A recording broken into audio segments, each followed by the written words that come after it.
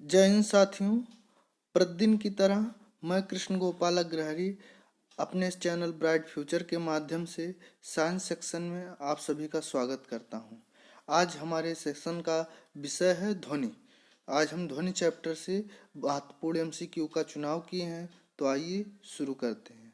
आज के सेशन का पहला प्रश्न है, हर्ट्ज मात्रक है, किसका मात्रक है? ऊर्जा का, आवृत्ति का, आयाम का या फिर वेग का? तो हर्ट्ज मात्रक है आवृत्ति का।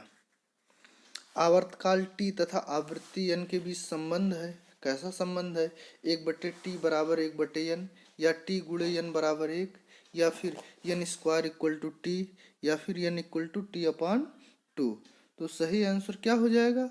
t into n equal to 1 हो जाएगा। आवर्तकाल t तथा आवृत्ति n के बीच संबंध क्या होगा? आवर्तकाल और आवृत्ति का जो गुणा होगा वो 1 के बराबर होगा। आइए अगला प्रश्न देखते हैं। तीसरा नंबर प्रश्न है, एक इलेक्ट्रॉन की दोलन आवृत्ति 20 गुणे 10 के घात 6 हर्ट्ज है। इसका आवर्तकाल होगा, क्या होगा? 5 माइक्रोसेकंड, या 0.5 माइक्रोसेकंड, या 0.05 माइक्रोसेकंड, या फिर 0.005 माइक्रोसेकंड। तो सही आंसर क्या है? यदि इलेक्ट्रॉन के दोलन की आवृत्ति 20 गुणे 10 के पावर 6 हर्ट्ज है, तो इसका आवर्तकाल क्या होगा? 0.05 माइक्रोसेकंड होगा, यानी ऑप्शन सी राइट हो जाएगा। आइए अगला प्रश्न देखते हैं। एक कंपन कण का आवर्तकाल 0.02 सेकंड है, उसकी आवृत्ति होगी, क्या होगी? 0.02 प्रति सेकंड, या 50 प्रति सेकंड, या फिर 100 प्रति सेकंड, या 25 प्रति सेकंड। तो सही आंसर क्या हो जाएगा? 50 प्रति सेकंड। आइए अगला 5वां नंबर प्रश्न देखते हैं। एक घड़ी में सेकंड वाली सुई का आवर्तकाल है, क्या है? घड़ी में सेकंड वाली सुई का आवर्तकाल। तो घड़ी में जो सेकंड वाली सुई है, कितने समय बाद जो है पुनः अपनी स्थिति में आती है? 1 मिनट, 1 सेकंड, 1 घंटा, या फिर 12 घंटे। तो चूंकि सुई सेकंड वाली है, तो पूरे 60 सेकंड घूमने के बाद में वह अपने स्थान पर आएगी, यानी कि 1 मिनट बाद वह अपने स्थान पर आएगी। तो उसका आवर्तकाल क्या हो जाएगा? 1 मिनट हो जाएगा। ऑप्शन ए राइट हो जाएगा। आइए अगला प्रश्न देखते हैं। एक घड़ी में मिनट वाली सुई का आवर्तकाल है, क्या है? 1 मिनट होगा, या फिर 1 घंटा, या फिर 12 घंटे, या फिर 24 घंटे। तो चूंकि मिनट वाली सुई है, तो पूरे 60 मिनट चल के जो है अपने जगह पे आएगी। तो इस तरह से उसका आवर्तकाल क्या होगा? 60 मिनट अर्थात 1 घंटा। तो क्या हो जाएगा? ऑप्शन बी राइट हो जाएगा। अगला प्रश्न देखते हैं। सोनार में प्रयुक्त होती है, सोनार में क्या प्रयुक्त होती है? अब इससे पहले हम आपको बता दें सोनार होता क्या है। सोनार एक प्रकार का यंत्र होता है जिससे समुद्र की गहराई को नापा जाता है, या समुद्र की गहराई में कोई वस्तु डूबी हुई है उसको देखा जाता है।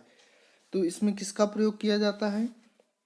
ऑप्शन ए पराश्रव्य तरंगे, ऑप्शन बी अपश्रव्य तरंगे, ऑप्शन सी रेडियो तरंगे, और ऑप्शन डी है श्रव्य तरंगे। तो सही आंसर हो जाएगा, सोनार में प्रयुक्त होती हैं पराश्रव्य तरंगे।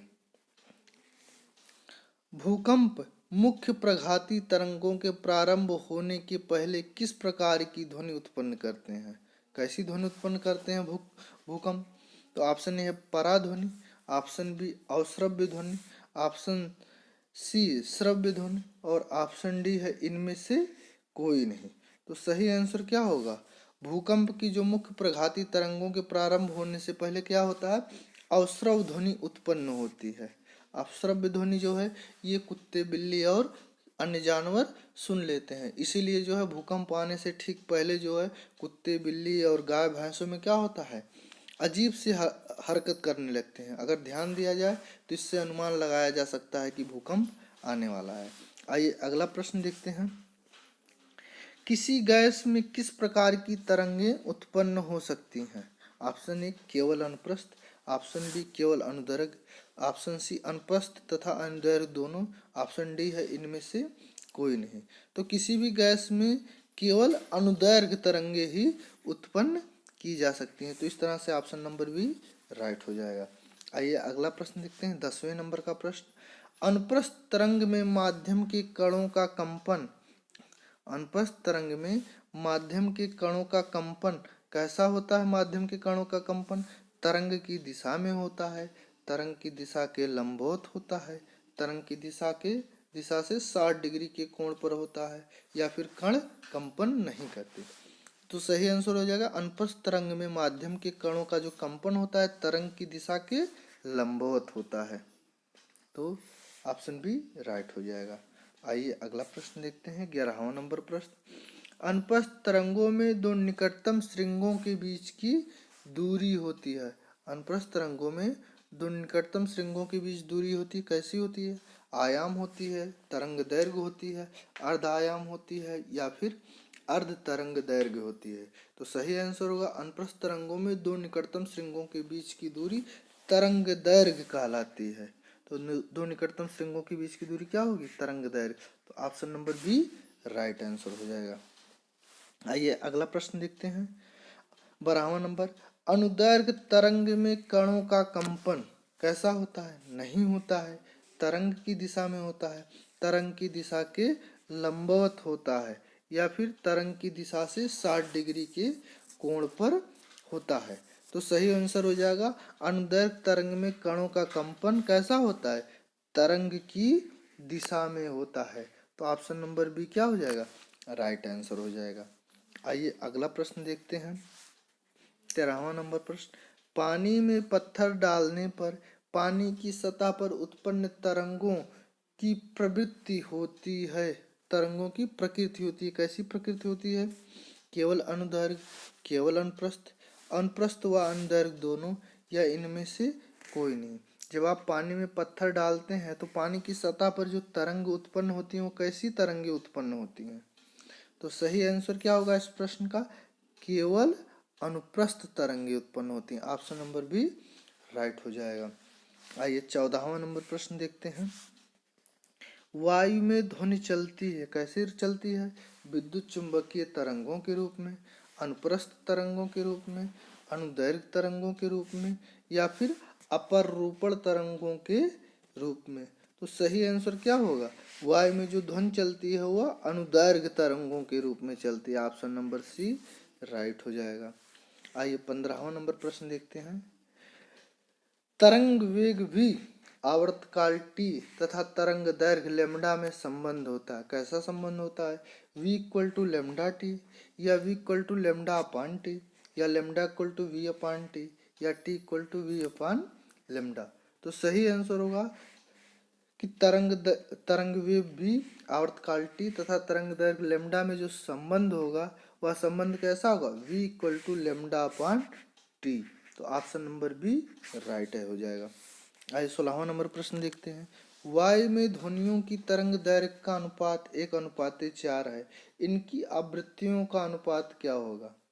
1:4, 1:2, 4:1, या फिर 2:1। क्योंकि क्या है, वायु में ध्वनियों की तरंग दैर्घ्यों का अनुपात 1:4 है, तब इनकी आवृत्तियों का अनुपात क्या होगा? यही अनुपात उलट जाएगा, 4:1 होगा। ऑप्शन नंबर सी राइट हो जाएगा। आइए अगला प्रश्न देखते हैं, 17वां नंबर। एक तरंग की तरंग दैर्घ्य 50 सेंटीमीटर तथा आवृत्ति 400 प्रति सेकंड है। इस तरंग की चाल है, क्या चाल है? 20,000 सेंटीमीटर प्रति सेकंड, 800 सेकंड, 800 सेमी प्रति सेकंड, 400 सेंटीमीटर प्रति सेकंड, या फिर 200 सेंटीमीटर प्रति सेकंड। तो सही आंसर क्या होगा? चूंकि तरंग दैर्घ्य 50 सेंटीमीटर है तो तथा आवृत्ति क्या है? 400 प्रति सेकंड है, तो इन दोनों का गुणा हो जाएगा। तो सही आंसर क्या हो जाएगा? 20,000 सेंटीमीटर प्रति second. Option number A right हो जाएगा।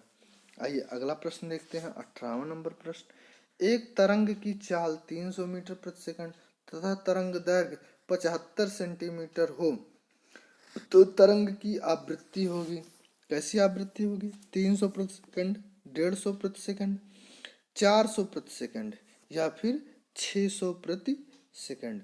तो सही आंसर क्या हो जाएगा? क्योंकि क्या है, 300 मीटर प्रति सेकंड है, यानी क्या हो जाएगा? 30,000 सेंटीमीटर प्रति सेकंड, और जब उसको 75 से भाग दिया जाएगा तो क्या आएगा? 400 प्रति सेकंड। तो ऑप्शन नंबर सी क्या हो जाएगा? राइट हो जाएगा। 19वां प्रश्न है, एक सरल लोलक प्रति सेकंड 25 दोलन करता है, इससे उत्पन्न तरंग होगी, कैसी होगी? ध्वनि तरंग होगी, पराश्रव्य तरंग होगी, अवश्रव्य तरंग होगी, या फिर विद्युत चुंबकीय तरंग होगी। तो सही आंसर क्या होगा? ध्वनि तरंग होगी।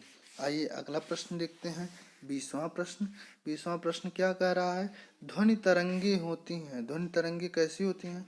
विद्युत चुंबकीय होती हैं, या फिर अनुप्रस्थ होती हैं, अनुदैर्घ्य होती हैं, या फिर प्रकाशीय होती हैं। तो विद्युत चुंबकीय जो तरंगे होती हैं क्या होती हैं? अनुदैर्घ्य तरंगे होती हैं। ध्वनि का वेग अधिकतम होता है किसमें होगा? वायु में, लोहे में, हाइड्रोजन में, या फिर जल में। तो आप ध्यान दीजिए, जो ध्वनि का वेग होता है वो ठोसों में अधिकतम होता है। तो ऑप्शन के अकॉर्डिंग जो ठोस सबसे ठोस है वो क्या है? लोहा है। तो ध्वनि का वेग अधिकतम लोहे में होगा। ऑप्शन नंबर बी राइट हो जाएगा। आइए 22वां नंबर प्रश्न देखते हैं। अवश्रव्य तरंगे सुनी जा सकती हैं किसके द्वारा? कुत्ते द्वारा, चमगादड़ द्वारा, गैंडे द्वारा, या फिर मनुष्य द्वारा। तो जो अवश्रव्य तरंगे हैं वो गैंडे द्वारा सुनी जा सकती हैं। गैंडे केवल 5 हर्ट्ज की भी तरंगों को सुन सकते हैं। आइए अगला प्रश्न देखते हैं, 23 नंबर प्रश्न। निम्न में से कौन सी तरंग विद्युत चुंबकीय तरंग नहीं है? एक्स किरणें, प्रकाश किरणें, ऊष्मीय विकिरण, या फिर ध्वनि तरंगे। तो सही आंसर क्या हो जाएगा? विद्युत चुंबकीय तरंग नहीं है, वो क्या है? ध्वनि तरंगे। ध्वनि तरंगे विद्युत चुंबकीय नहीं होती है। ऑप्शन नंबर डी राइट हो जाएगा। आइए अगला प्रश्न देखते हैं। शेर तथा मच्छर द्वारा उत्पन्न ध्वनियों में अंतर होता है क्योंकि कैसा अंतर होता है? दोनों के आकार में बड़ा अंतर है, दोनों की ध्वनियों का वायु में वेग अलग अलग है, दोनों की ध्वनियों में आवृत्ति का अंतर है। शेर अनुदैर्घ्य तरंगे उत्पन्न करता है तथा मच्छर अनुप्रस्थ तरंगे उत्पन्न करते हैं। तो सही आंसर क्या होगा?